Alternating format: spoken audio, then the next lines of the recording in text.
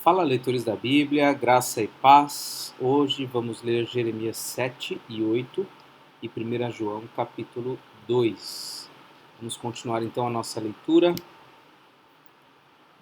Jeremias capítulo 7. O templo não protege a nação iníqua. Palavra que foi dita a Jeremias da parte do Senhor. Fique junto à porta da casa do Senhor e proclame ali esta palavra. Escutem a palavra do Senhor, todos de Judá, vocês que entram por estas portas para adorar o Senhor. Assim diz o Senhor dos Exércitos, o Deus de Israel. Corrijam a sua conduta e as suas ações, e eu os farei habitar neste lugar. Não confiem em palavras falsas, dizendo: templo do Senhor, este é o templo do Senhor. Mas se de fato emendarem os seus caminhos e as suas ações, se de fato praticarem a justiça, cada um com o seu próximo, se não oprimirem o estrangeiro, o órfão e a viúva, nem derramarem sangue inocente neste lugar, nem seguirem outros deuses para o próprio mal de vocês, eu os farei habitar neste lugar, na terra que dei aos pais de vocês, desde os tempos antigos e para sempre. Eis que vocês confiam em palavras falsas, que não servem para nada. O que é isso? Vocês roubam, matam, cometem adultério, juram falsamente, queimam incenso a Baal e seguem outros deuses que vocês não conheciam no passado. E depois vêm e se põem diante de mim neste templo que se chama pelo meu nome e dizem: estamos salvos. Sim, só para continuarem a praticar essas abominações. Será que este templo que se chama pelo meu nome é um covil de salteadores aos olhos de vocês? Eis que eu mesmo vi isso, diz o Senhor. Mas vão agora ao meu lugar que estava em Siló, onde no princípio fiz habitar o meu nome, e vejam o que lhe fiz, por causa da maldade do meu povo de Israel. Agora, visto que vocês fazem todas estas obras, diz o Senhor, e eu falei muitas e muitas vezes, mas vocês não me ouviram, chamei, mas vocês não me responderam, farei também com este templo que se chama pelo meu nome, no qual vocês confiam, e com este lugar que dei a vocês e aos seus pais, o mesmo que fiz com Siló. Vou expulsar vocês da minha presença, como expulsei todos os seus irmãos, toda a posteridade de Efraim. Quanto a você, Jeremias, não interceda por este povo, nem levante por ele clamor ou oração, nem insista comigo, porque eu não ouvirei a sua voz. Será que você não enxerga o que andam fazendo nas cidades de Judá e nas ruas de Jerusalém? Os filhos apanham a lenha, os pais acendem o fogo e as mulheres amassam a farinha para se fazerem bolos à rainha dos céus. Também oferecem libações a outros deuses para me provocarem a ira. Mas será que é a mim que eles provocam a ira, diz o Senhor? Não seria muito mais a si mesmos, para a sua própria vergonha? Portanto, diz o Senhor Deus: eis que a minha ira e o meu furor se derramarão sobre este lugar, sobre as pessoas e sobre os animais, sobre as árvores do campo e sobre os frutos da terra. A minha ira queimará como um fogo e não se apagará. Assim diz o Senhor dos Exércitos, o Deus de Israel: juntem os seus holocaustos aos outros sacrifícios e comam a carne vocês mesmos. No dia em que tirei os pais de vocês da terra do Egito, não falei nem lhes ordenei nada a respeito de holocaustos ou sacrifícios. Mas o que lhes ordenei foi isto: deem ouvidos à minha voz, e eu serei o seu Deus, e vocês serão o meu povo. Andem em todo o caminho que eu lhes ordeno para que tudo lhes vá bem. Mas eles não quiseram ouvir, nem atenderam. Após andarem, mas eles não ouviram, versículo 24, mas eles não quiseram ouvir, nem atenderam, porém andaram nos seus próprios conselhos e na dureza do seu coração maligno. Andaram para trás e não para frente, desde o dia em que os pais de vocês saíram da terra do Egito até hoje. Muitas e muitas vezes, todos os dias, eu lhes enviei todos os meus servos, os profetas. Mas vocês não quiseram me ouvir, nem atenderam. Foram teimosos e fizeram pior do que os seus pais. Portanto, Jeremias, você dirá a eles todas essas palavras, mas eles não lhe darão ouvidos. Você os chamará, mas eles não responderão. Então você lhes dirá: esta é a nação que não dá ouvidos à voz do Senhor seu Deus e não aceita a disciplina. A verdade desapareceu, foi eliminada da sua boca. Judá é rejeitado por Deus. Corte os seus cabelos consagrados, ó Jerusalém, e jogue-os fora. Comece a prantear sobre o alto dos montes, porque o Senhor rejeitou e abandonou a geração que é objeto do seu furor. Porque os filhos de Judá fizeram o que era mal aos meus olhos, diz o Senhor. Puseram seus ídolos abomináveis no templo que se chama pelo meu nome, para o contaminarem. Edificaram os altos de Tofete, no vale de Ben-Rimon, para queimarem em sacrifício os seus filhos e as suas filhas, algo que nunca ordenei, nem me passou pela mente. Portanto, eis que virão dias, diz o Senhor, em que já não se chamará Tofete, nem vale de Ben-Rinom, mas o vale da matança. Os mortos serão sepultados em Tofete, por não haver outro lugar.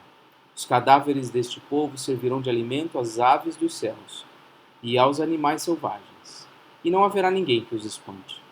Farei cessar nas cidades de Judá e nas ruas de Jerusalém o som das festas e da alegria, a voz do noivo e a voz da noiva, porque a terra ficará em ruínas. Capítulo 8. Naquele tempo, diz o Senhor, serão tirados das sepulturas os ossos dos reis e das autoridades de Judá, os ossos dos sacerdotes e dos profetas e os ossos dos moradores de Jerusalém. Os ossos serão espalhados ao sol e à lua e a todo o exército do céu, a quem tinham amado, a quem serviram e seguiram, a quem procuraram e diante de quem se prostraram. Não serão recolhidos, nem sepultados. Serão como esterco sobre a terra. Todos os que restarem desta nação malvada, em todos os lugares para onde os dispersei, preferirão morrer a ficar vivos, diz o Senhor dos Exércitos. O castigo é inevitável. Diga-lhes mais. Assim diz o Senhor. Quando as pessoas caem, será que não se levantam? Quando alguém se desvia do caminho, não tornam a voltar? Por que então este povo de Jerusalém se afasta em contínua rebeldia? Persiste no engano e não quer voltar. Eu escutei e ouvi, mas eles não falam o que é reto.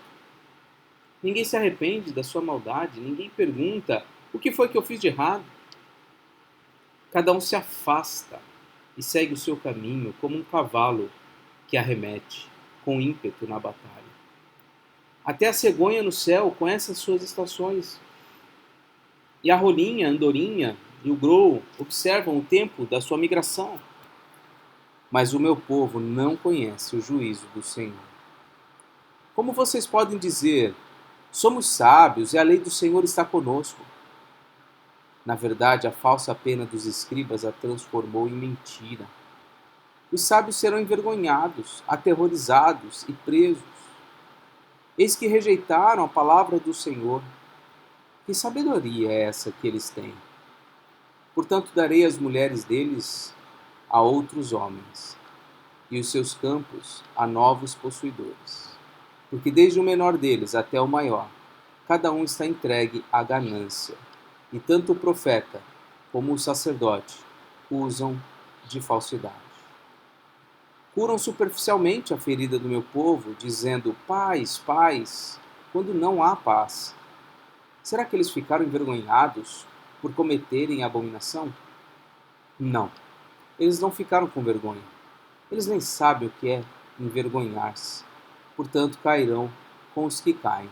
Quando eu os castigar, tropeçarão, diz o Senhor. Eu os consumirei de todo, diz o Senhor. Não haverá uvas na videira, nem figos na figueira, e as folhas já estão murchas. Eu já designei os que passarão sobre eles. Por que nós estamos sentados aqui? Reúnam-se, entremos nas cidades fortificadas e pereçamos ali, pois o Senhor nosso Deus já decretou a nossa morte, nos deu de beber água envenenada, porque pecamos contra o Senhor. Espera-se a paz e não há nada de bom. Espera-se o tempo da cura e eis o terror. Desde Dan se ouve o resfolegar dos cavalos do inimigo. Toda a terra treme ao som dos relinchos dos seus garanhões. Os inimigos vêm e demoram a terra e a sua abundância. Perdão. Os inimigos vêm e devoram a terra e a sua abundância, a cidade e os que habitam nela. Porque eis que envio cobras venenosas para o meio de vocês, serpentes contra as quais não há encantamento, e que picarão vocês, diz o Senhor. A dor do profeta por causa da ruína do povo. Ah, se eu pudesse consolar-me na minha tristeza. O meu coração desfalece dentro de mim. Eis a voz do clamor da filha do meu povo, de terra muito remota. Será que o Senhor não está em Sião? Não está nela o seu rei? Porque vocês me provocaram a ira com as suas imagens de escultura, com os ídolos dos estrangeiros. Passou a colheita, acabou o verão e nós não estamos salvos. Tenho o coração partido por causa da ferida da filha do meu povo. Estou de luto, o espanto se apoderou de mim. Será que não há bálsamo em Gileade? Ou não há lá médico? Por que então não se realizou cura da filha do meu povo? Os mesmos temas sendo desenvolvidos, profecias dadas por Deus, mensagens dadas por Deus para Jeremias, para que ele anunciasse, palavras que apontam para a culpa, né, de Israel e para a ira de Deus contra o pecado. Vamos agora a 1 João, capítulo 2.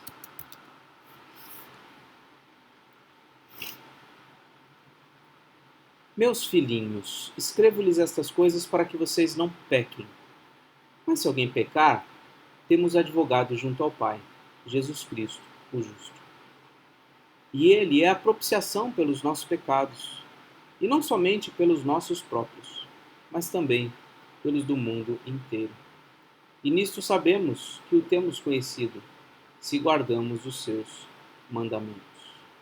Aquele que diz, eu o conheço, mas não guarda os seus mandamentos, esse é mentiroso, e a verdade não está nele. Mas quem guarda a sua palavra, nele verdadeiramente tem sido aperfeiçoado o amor de Deus. Nisto sabemos que estamos nele. Quem diz que permanece nele, esse deve também andar assim como ele andou. A gente vê aqui várias vezes o tratamento carinhoso do apóstolo João com os seus destinatários, né, chamando-os de filhinhos. Ele segue aqui na sequência do que foi dito no capítulo 1, no final, a respeito do pecado. Se confessarmos nossos pecados, o Senhor nos perdoa. E ele diz isso aqui, ó, escrevo-lhes para que vocês não pequem. Não é porque vocês sabem que, mediante a confissão, vocês podem ser perdoados, que vocês vão pecar então. Não. Escrevo-lhes para que não pequem. O esforço do cristão deve ser sempre em não pecar. Mas se pecarmos, diz o João aqui, temos advogado junto ao Pai. Ele que faz a propiciação, ele torna Deus favorável a nós, né? E aí vem aquela frase difícil, não somente pelos nossos próprios pecados, mas também pelos do mundo inteiro, como se, né, pelo menos numa leitura inicial, como se Cristo fosse, a obra de Cristo fosse para a salvação e o perdão do pecado de todas as pessoas, sem exceção, o que não é necessariamente verdade, né? Aliás, isso contradiria muitos outros textos bíblicos que apontam numa direção diferente, né? Nós temos aqui, por exemplo, as palavras de João Batista em João 1:29. Eis o Cordeiro de Deus que tira o pecado do mundo, segundo aos Coríntios 5:19. A saber que Deus estava em Cristo reconciliando consigo o mundo, não levando em conta os pecados dos seres humanos e nos confiando a palavra da reconciliação. A grande questão está em torno dessa palavra aqui, ó, palavra mundo. A palavra mundo, ela significa cada indivíduo da raça humana, sem exceção. Eu não vou fazer esse estudo com vocês agora, eu faço isso na classe Novos Membros, geralmente. Sempre tem essa questão sobre a abrangência da salvação e eu não vou me delongar nisso, né? Mas a palavra mundo nas Escrituras, nenhuma vez que ela aparece, ela indica todas as pessoas do mundo, todos os seres humanos que já viveram, que vivem ou que ainda viverão. Não tem essa conotação. Tá? Essa palavra mundo, tanto no grego como na língua portuguesa, ela é interpretada à luz de um contexto. Né? Por exemplo, se eu sou professor e não faltou nenhum aluno naquele dia, eu posso dizer, olha, todo mundo veio para a escola hoje. Posso dizer. Por quê? A palavra mundo, nesse contexto, se refere a todos os alunos daquela sala, não é nem da escola, mas daquela sala especificamente. Mas como força de expressão, eu posso dizer que todo mundo veio para a escola hoje, porque não faltou nenhum aluno daquela sala. Né? Isso é só um exemplo. Da mesma forma, a igreja, olha, veio todo mundo hoje na programação. Veio todo mundo hoje na programação. Isso significa que o mundo inteiro está ali? Claro que não. É óbvio que não. Tá? Então, fica aí para vocês refletirem se todos esses meses de leitura, mais de um ano lendo a Bíblia com vocês ainda não se convenceram disso, eu não sei o que mais pode convencer vocês a respeito disso, né?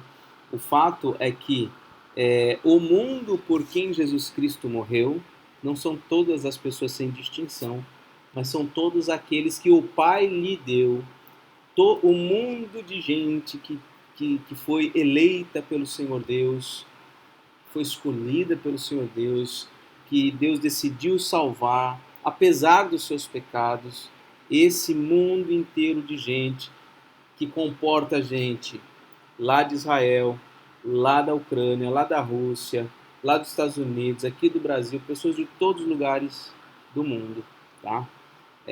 Boa parte das vezes que no Novo Testamento aparece a palavra mundo, ela, ao invés de se referir a todas as pessoas sem distinção, ela tem uma conotação, uma ênfase na questão da, da abrangência do propósito salvífico de Deus para todas as nações. Ou seja, pessoas de todos os lugares vão ser salvos, não são só os judeus, não são só os israelitas. Né? A salvação em Cristo vem para todo mundo, vem para o indígena do Brasil, vem para o indígena dos Estados Unidos, vem para o europeu, vem para o asiático, vem para o sul-africano e assim por diante. Tá? Então essa palavra mundo, ela nunca se refere a todas as pessoas sem distinção. Ela deve ser interpretada à luz do seu contexto. E boa parte das vezes, especialmente desses textos mais complicados, geralmente se indica aqui essa diversidade étnica daqueles que foram alcançados pela graça de Deus. Certo? Muito bem. Então vamos continuar aqui, ó. Nisto sabemos que o temos conhecido, ó. Você quer saber se você conhece a Deus? Olha para isso aqui, ó. Fácil, hein? Se você guarda os mandamentos do Senhor.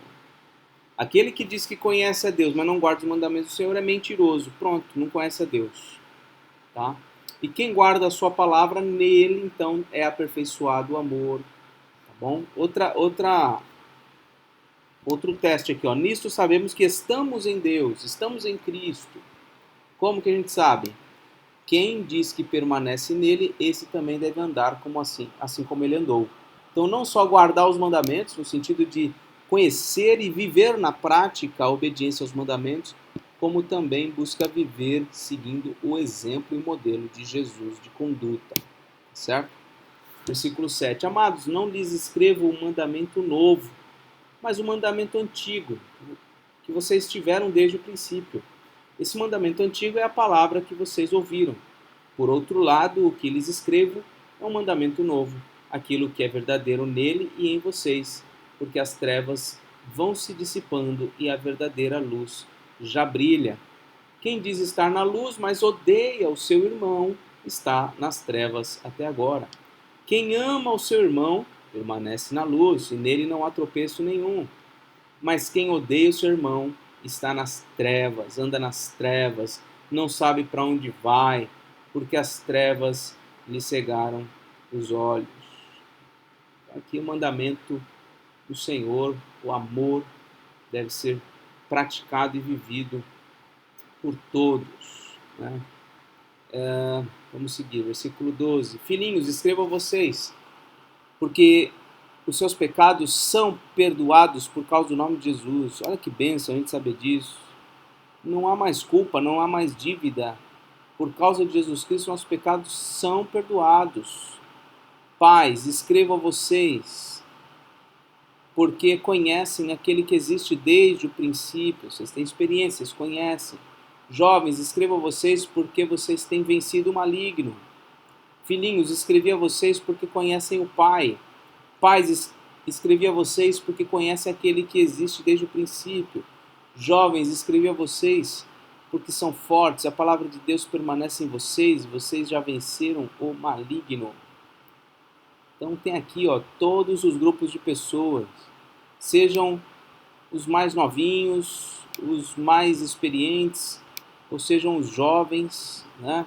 Os diversos estágios espirituais aqui, todos estes vencem o maligno, vencem com base na experiência, vencem com base no conhecimento da palavra, né? Vencem com base no conhecimento do evangelho. É assim, todos nós vencemos o maligno. Versículo 15. Não amem o mundo nem as coisas que há no mundo. Se alguém amar o mundo, o amor do Pai não está nele. Porque tudo que há no mundo, os desejos da carne, os desejos dos olhos, a soberba da vida, não procede do Pai, mas procede do mundo.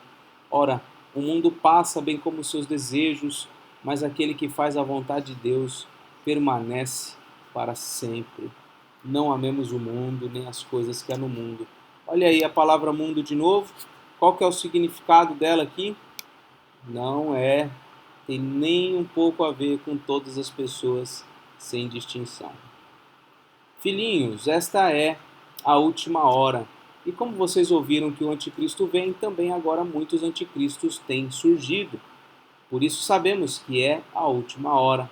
Eles saíram do nosso meio, mas não eram dos nossos. Porque se tivessem sido dos nossos, teriam permanecido conosco. Mas eles se foram para que ficasse manifesto que nenhum deles é dos nossos. Está falando dos anticristos, pessoas que estavam no meio dos cristãos, mas que negaram a Cristo e foram embora e deixaram a caminhada segundo o ensino apostólico, né?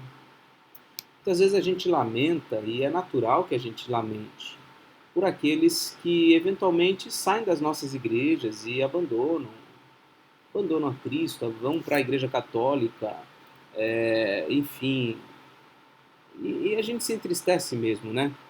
Mas, olha o que João diz aqui, olha, se tivessem sido dos nossos, eles teriam permanecido, eles não eram dos nossos mesmos, né? Então, para que isso ficasse manifesto, né? Mas eles se foram para que ficasse manifesto que nenhum deles é dos nossos. Então, melhor que seja assim por vezes, melhor. Não, a gente não quer que ninguém vá embora, né? Mas se não se alinha com a doutrina de Cristo, com a doutrina bíblica, se não se alinha com o propósito de adorar a Deus segundo as Escrituras, segundo a sua palavra, melhor que vão, tá? A gente não deve se esforçar, como diz na parábola, né?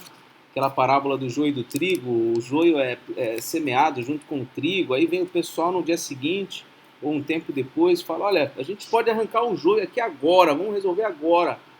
Aí o senhor ali da lavoura fala, não, não, se vocês arrancarem o joio agora, vocês vão destruir o trigo também. Deixa, lá na frente, na hora da colheita, nós vamos fazer a separação. E essa é uma parábola de Jesus para indicar justamente isso, a presença do joio no meio dos bodes, no meio das ovelhas, né? E que se você arrancar o joio, tentar tirar o bode, a coisa vai dar problema por vezes. Não é que você vai suportar o pecado, né? Mas você querer ficar ali tentando fazer o papel de Deus, não adianta, não vai dar certo.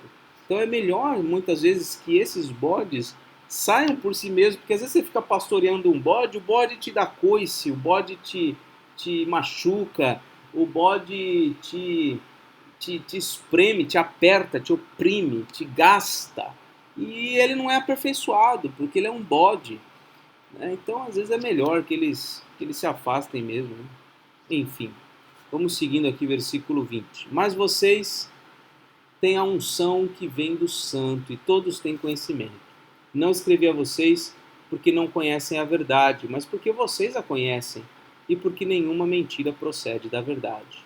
Quem é o mentiroso, senão aquele que nega que Jesus é o Cristo? Este é o anticristo, o que nega o Pai e o Filho. Todo aquele que nega o Filho, esse não tem o Pai, e aquele que confessa o Filho tem igualmente o Pai. Provavelmente João, aqui, os apóstolos tiveram de lidar com essa heresia, né, de afirmar que Jesus não é o Filho de Deus, né, que, enfim, negar que Jesus é o Cristo. Nós temos seitas que afirmam isso, né, até hoje, mas isso está muito presente no meio da igreja. E tem doutrinas perniciosas que surgem no meio dos cristãos também. A gente tem que tomar muito cuidado com isso. E João está ensinando aqui o jeito certo de se lidar com isso. Né? Primeiro é o quê? Mantendo firme o pé na verdade. Você fincou o pé na verdade ali, você não arranca, você não dá nenhum passo nem para lá nem para cá. Nós temos que ter um compromisso com a verdade bíblica a respeito de quem é Jesus, a respeito do nosso Deus, a respeito do Espírito Santo, a respeito da obra da salvação. Não podemos nos demover da verdade, né? E aqueles que afirmam coisas diferentes do que as Escrituras dizem são mentirosos e a gente precisa então isolá-los o quanto for possível, né? E se eles se distanciam, melhor ainda, para que a gente continue vivendo o Evangelho, pregando o Evangelho, né, com tranquilidade.